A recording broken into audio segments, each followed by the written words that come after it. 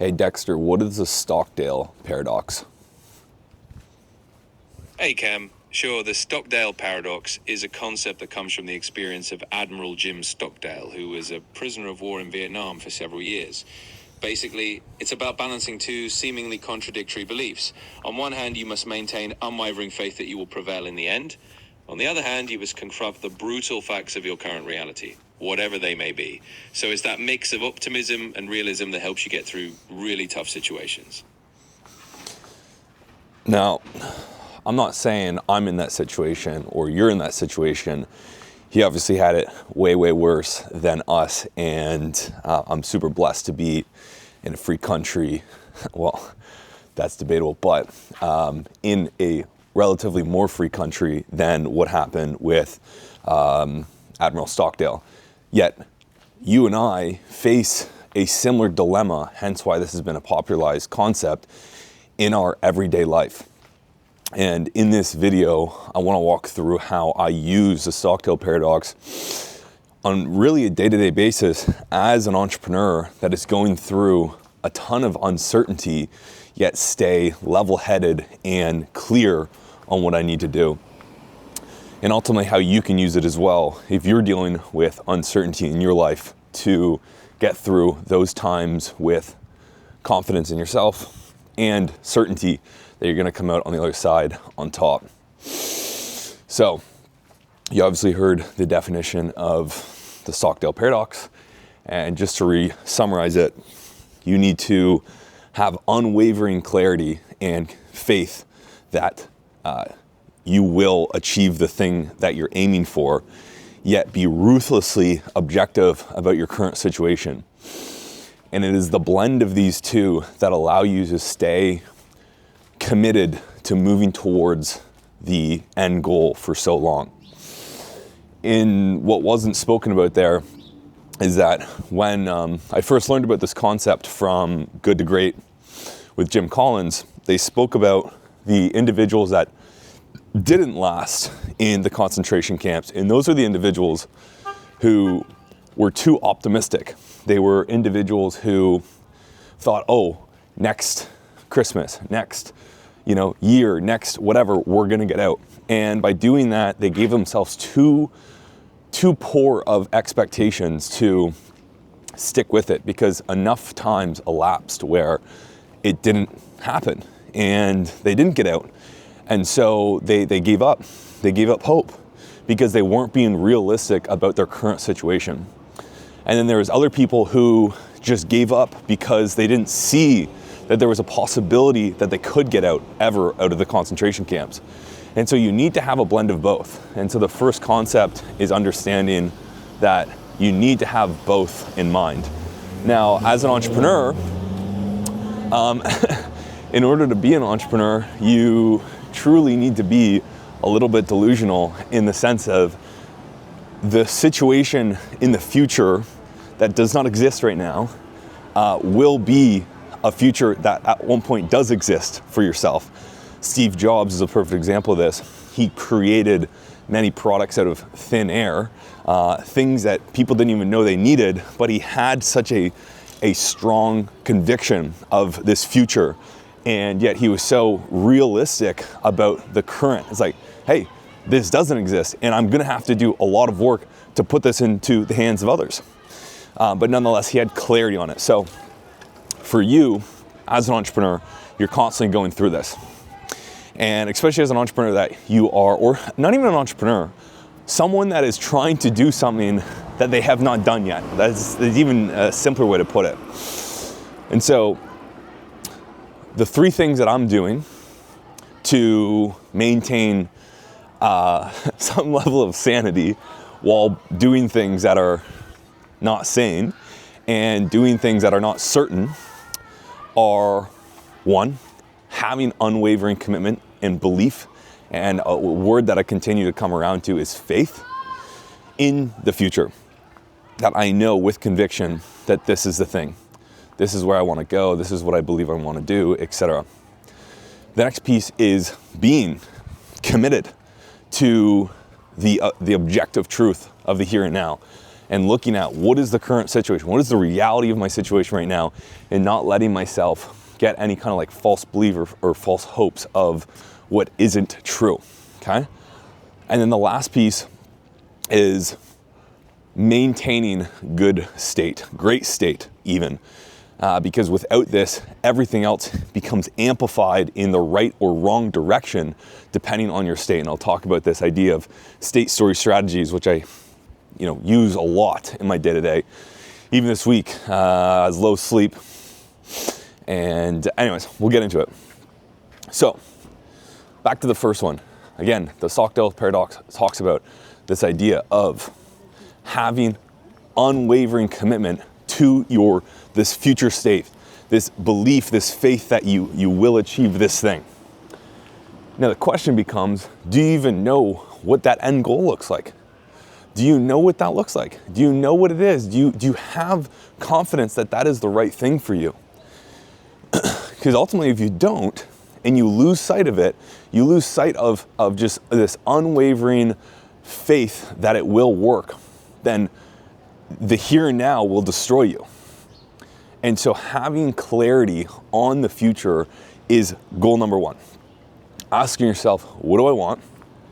And getting so clear on it and building such conviction that you will achieve it, and having faith that it will come true and that you will move towards a version of you that you achieve it, and that a reality that you have it.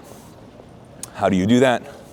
You set goals and you hold them in your mind's eye over and over and over again, and you do not lose sight of your goals. Number one, you cannot lose sight of your goals. How do I do that personally? Well, I have a goal book. It's actually in my backpack right now. I carry it with me most of the time to keep me on the same page, to make sure that I have my focus where it matters, that I know exactly where I'm going and why I'm doing it and why that's important to me. Because ultimately, if I don't, I lose sight. I become distracted. I become demotivated. And when tough times happen, ultimately those get me down more than they would otherwise if I didn't have the faith and belief and sight sets on a future world where it's going to be better. So that's number one. I have this book in which I review. God damn. Well, I have this goal book in which I review on a regular basis. Now, some of the other things that I would consider you doing is reviewing your goals on a regular, or not on a regular basis, but with other people on a regular basis. This can be your friends, this can be your brothers, this can be your business partners. But constantly refining and recommitting and sharpening your vision and getting a deeper relationship with it, okay? Next thing is being really objective about the here and now. Ultimately, if you are not holding yourself to a high standard of objectivity, being clear on the inputs in your life, you will find yourself leaning on emotions to guide you through life. And although emotions are powerful, and I just made a video on this last video called Emotions Are a Man's Superpower, they ultimately can't be the only thing that dictates your life. And you need to be very objective about your current situation. How do you do that? You focus on the inputs. You focus on the objective truth. So how much money do I have in my bank account? Again, the current situation I'm in with our business, where our business is doing the best it's ever been. And as a result of that, we are also putting a lot of manpower behind this, putting our expenses up a lot, and so our overhead's gone up. So although we're making more money than we ever have, we're spending more money than we ever have. And so although it can all feel good because we're making a bunch of money, it can be, if we're not objective about the truth of things, we can still go bankrupt. We can still go to zero. Now, my conviction, my belief, my faith says that just will not happen. And the reality is that is a possibility, okay? And so you can start to see that there is these two ends in which you can still exist on, right? You can still have all the faith in the world about you making this thing and like having this thing come true. And it can still be that the situation just doesn't happen, right? So for us, it's getting really objective. It's looking at the metrics. It's looking at my inputs. What did I do this week? What did I do today? What is in my bank account? In our case, because that's the main thing that is even prompting this video, is that we still have some serious stuff to work on. So being objective. So where in your life can you be objective? For us, it's being objective in the sense that we're looking at our bank account every single week. We're looking at our credit card. We're looking at our overhead. How much burn rate do we have? Or sorry, how many months do we have with if we made zero, no more money, things of that nature. So that's the second piece. The last piece, and arguably the most important piece, if you don't want to go insane and stress yourself out and age yourself 10 plus years in growing and starting the business or getting out of the rat race or whatever it is for you, is proper state management.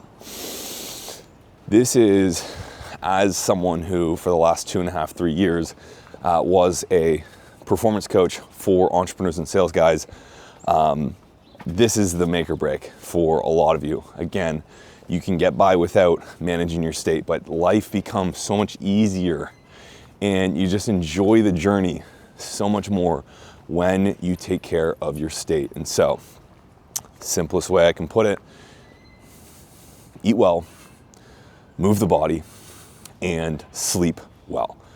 That's really it. Those are the three fundamentals. Is there other stuff? Of course. But if there's three things that you could do, it's just eating clean, eating a good amount of food to satiate your calorie needs. It's moving the body, whether that's for walks, training, getting the sauna and cold plunge going. That's literally where I'm headed right now. I'm gonna go for a sauna and cold plunge. So moving the body, exhausting the body, and then just sleeping. I cannot tell you how important sleeping is as someone trying to do anything ambitious, anything that is calling upon the best version of you. Sleep is vital. Now, part of the reason that both sleep and nutrition is really important is that on the side of nutrition, we need to recognize that food you eat dictates the energy you have, and the sleep you have, okay, specifically the duration, a lot of the time, like yes, the quality matters, but the duration and the consistency of your sleep will very, very, very much dictate how emotionally volatile you are and how much your brain works or doesn't work. And so I've noticed this anytime I'm in the sixes, so I'm sleeping for 6 hours, 6.5, 6:45, whatever, I'm way more pessimistic and I'm more emotionally volatile. The smaller things is easier to get under my skin. When I'm sleeping for 8 plus hours, even high 7s, I'm more resilient in my day-to-day emotions, okay? And I'm more creative. And then on top of that, yes, I have more energy, etc. But a lot of that energy comes down to my nutrition and eating well. So state management is critical. I've seen it over and over and over again with myself and anyone else that I've helped. And you need to manage your state if, this is a big if you do not want to go insane and you do not want to stress yourself out like crazy during this period of your life where you're going through a large period of uncertainty, okay, and you're going through hardship. State management is key. I'm gonna leave you with this one resource, this one framework, mental model that has been an absolute game changer for me, and I try to tell it to all guys anytime I'm talking about state management and energy management, which is state, story, strategy. So this is summing up everything that I'm talking about. around state. Your state will dictate the stories you tell yourself about the world and yourself, about the situations you're dealing with, which will then dictate the strategies in which you take to solve them. I'm going to give you both examples. On the positive, if my state is that of being energized, I'm energized, I have a great sleep, I'm eating well, I move the body, I'm feeling good, I'm coming from a place of love and abundance, I'm in a high vibrational state, guess what the stories are going to be? One of love, one of abundance. My life's so good, I can do anything. The strategies then will be that of taking action, advancing, playing on offense, doing what you need to go and do to further your goals. On the flip side, if I am in a low vibrational state, I am low sleep, I just ate a bunch of shitty food, I am feeling down on myself, I am feeling aggravated, or maybe I'm feeling a little bit restless, I'm feeling a little bit tired. The stories I'm going to tell myself are that of the pessimistic kind. Ah, man, is this the right business? Oh, can you really do it? Oh man, I don't really know if this thing's for me. And as a result of that, what are the strategies you're going to take? They're going to be that of digging in, playing on defense, not taking action, shutting down, looking at the short term, trying to alleviate yourself from that pain through content, through your phone, through weed, through alcohol, through porn, whatever that might be for you. But state dictates the stories you tell yourself, dictates the strategies you take to solve them, to resolve them, okay? And I'm telling you, without fail, this is how it goes down over and over and over again. And if you can just manage your state, you will be so much better at staying objective about the here and now, about your reality, and seeing a clear path to take action on into the future towards your faithful future, about the clear future that you hold for yourself, that you have conviction that you're going to do it, unwavering, but still being ruthlessly present to the objective truth today. And the more you can manage your state to that of a high vibrational state by eating good, moving often, and sleeping well, you will make it a much easier time on yourself. And I'm telling you through experience of going through this right now, like right in the here and now. Literally, this is what prompted this video for me to jump on here, was I'm going through this right now. And guess what I'm doing? I'm being objective, okay? Hey, we got lots of expenses and we're making a lot of money. That's great, we're making a lot of money. I could be delusional and say we're making a lot of money, so everything's good and da-da-da. But I gotta be objective and look at the metrics. Okay, great, we're spending a lot more money. So our number of months that we have to survive, quote unquote, or that we have to continue, I forget what the actual, I'm blanking on the word, your run rate, I think it might be called. It's like, that's all good, but what's my run rate? I need to know that. So I'm being objective, which gives me a lot of comfort, because now I know the actual truth, that I can't be subjective and let my emotions run. And then on top of that, now that I got those numbers, okay, great, all I'm gonna do is worry about feeling good. Because I know if I feel good, the stories I'm gonna tell myself are gonna be of that. I'm gonna attract good things in my life, and the strategies I'm gonna take are that of a high vibrational being in business, in which we'll just continue to float out of this situation and have more and more success. And so I suggest that you find yourself in a high vibrational state. We got a little copper coming through.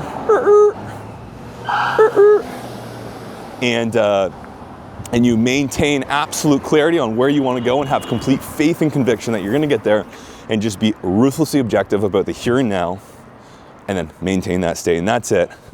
That's all I got for today.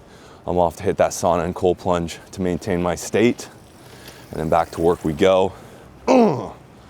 Fuck yeah, feeling good. If you want to jam more about this, let me know. I'd be happy to help.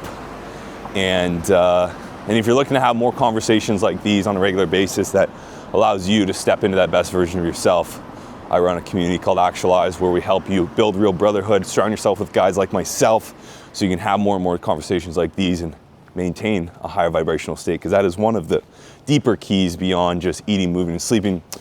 And we also have a space for you here. So click the link below if that is for you. Otherwise, give me a subscribe, and I'll see you on the next one.